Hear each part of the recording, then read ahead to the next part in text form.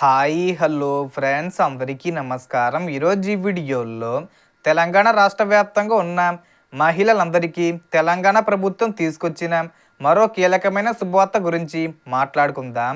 ఈ మహాశివరాత్రి కానుకగా ఈ ఫిబ్రవరి నెలలో ఈ తేదీన మహిళలకు మహాలక్ష్మి 2500 రూపాయల పథకానికి సంబంధించి ప్రారంభించబోతున్నారు. సో దానికి సంబంధించిన పూర్తి ఇన్ఫర్మేషన్ ఈ వీడియోలో తెలుసుకుందాం.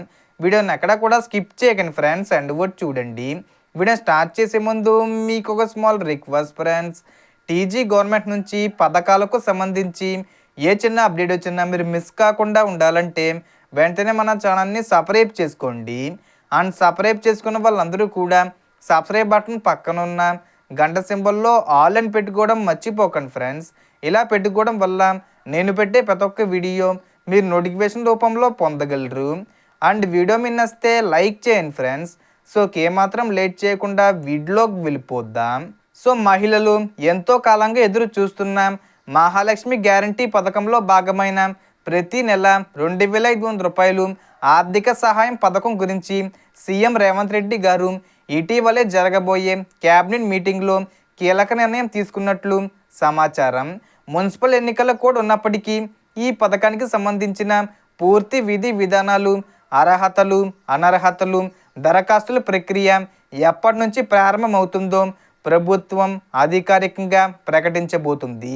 ఇప్పటికే 2 సంవత్సరాలు ప్రజాపాలన పూర్తయి 3వ సంవత్సరంలోకి ప్రభుత్వం అడుగుపెట్టిన ఆర్థిక సాంకేతిక కారణాలతో ఈ పథకం వాయిదా పడుతూ వచ్చింది.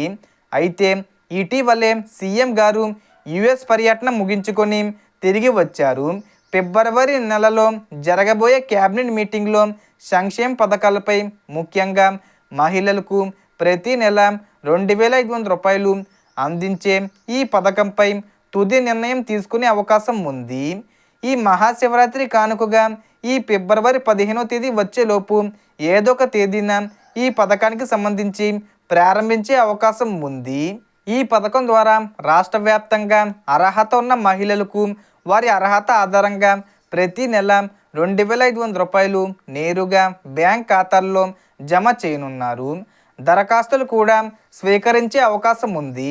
కాబట్టి అందరూ ముందుగానే అవసరమైన పత్రాలను సిద్ధం చేసుకోవాలి. ఈ పథకానికి అప్లై చేసుకోవాలంటే తప్పనిసరిగా రేషన్ కార్డు ఉండాలి. రేషన్ కార్డుకు ఈకేవీసీ పూర్తయి ఉండాలి. ఆధార్ కార్డు అప్డేట్ అయి ఉండాలి. ఆధార్కు మొబైల్ నంబరు లింక్ అయి ఉండాలి.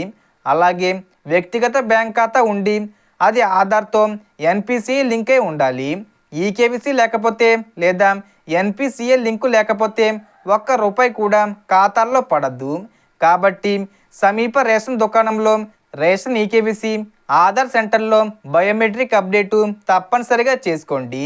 బ్యాంకు లేదా పోస్ట్ ఆఫీస్ అకౌంటు ఏదైనా సరే ఆధారు, మొబైల్ లింక్ ఉండాలి. ఇక అనర్హత విషయానికి వస్తే ఒకే రేషన్ కార్డులో ఎంతమంది మహిళలు ఉన్నా ఒకరికే ఈ పథకం వర్తిస్తుంది. కుటుంబంలో ఎవరైనా పెన్షన్ తీసుకుంటే ఈ పథకం వర్తించదు. ఆదాయ పన్ను చెల్లించేవారు లేదా వారి కుటుంబ సభ్యులు అర్హులు కారు. ప్రభుత్వ ఉద్యోగులు, మాజీ, ప్రస్తుత ప్రజా ప్రతినిధులకు కూడా ఈ పథకం వర్తించదు. ముఖ్యంగా 18 నుండి 55 సంవత్సరాల వయసు మధ్య ఉన్న మహిళలే ఈ పథకానికి అర్హులు. ప్రభుత్వం ఈ పథకాన్ని త్వరలోనే అమలు చేయడానికి సిద్ధంగా ఉంది. కాబట్టి ప్రతి మహిళ ఈ విషయాన్ని గుర్తుపెట్టుకొని ముందుగానే అన్ని డాక్యుమెంట్స్ సిద్ధం చేసుకోండి. So total information the friends. మీకు ఈ వీడియో నచ్చితే లైక్ చేయండి, షేర్ చేయండి అండ్ సబ్స్క్రైబ్ చేసుకోండి. Thanks for watching.